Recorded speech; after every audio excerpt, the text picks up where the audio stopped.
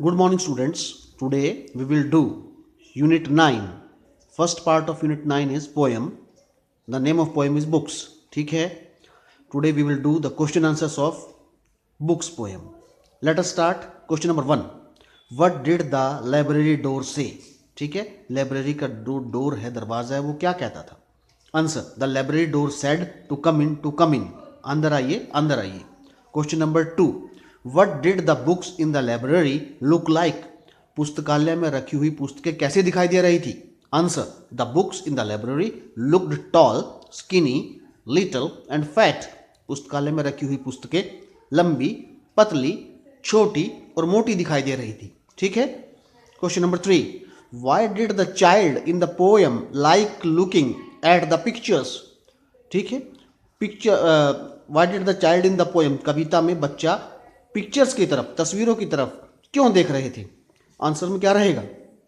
The child in the poem liked looking at the pictures because the pictures were telling him the stories.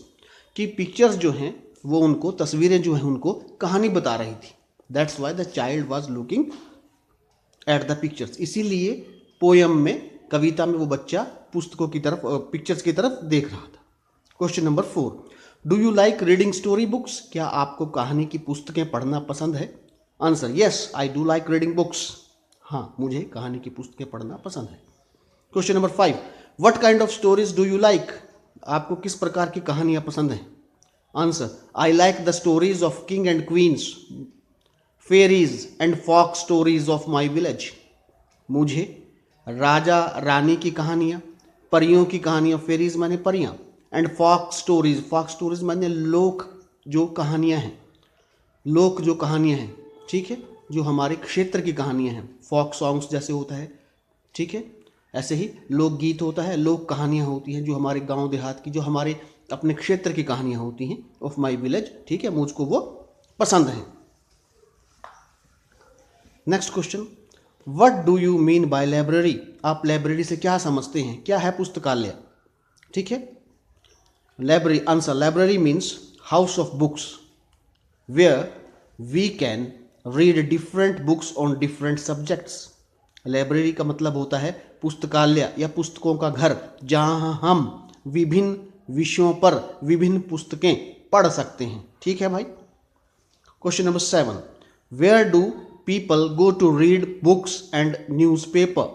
लोग पुस्तकें पढ़ने के लिए और समाचार पत्र पढ़ने के लिए कहाँ जाते हैं? Answer. People go to the library to read books and newspaper. अखबार, न्यूज़पेपर, समाचार पत्र और पुस्तकें पढ़ने के लिए लोग लाइब्रेरी में जाते हैं, पुस्तकालय में जाते हैं. ठीक है. देखा हो ना, आप सबके शहर में, स्कूल में लाइब्रेरीज होती हैं. Question number 8. What is the use और importance of books for us? हमारे लिए पुस्तकों का, किताबों का क्या महत्व है या क्या प्रयोग है? Answer. The books provide us knowledge on different subjects. पुस्तकें हमें विभिन्न विषयों पर ज्ञान प्रदान करती हैं. And enhance our mental ability.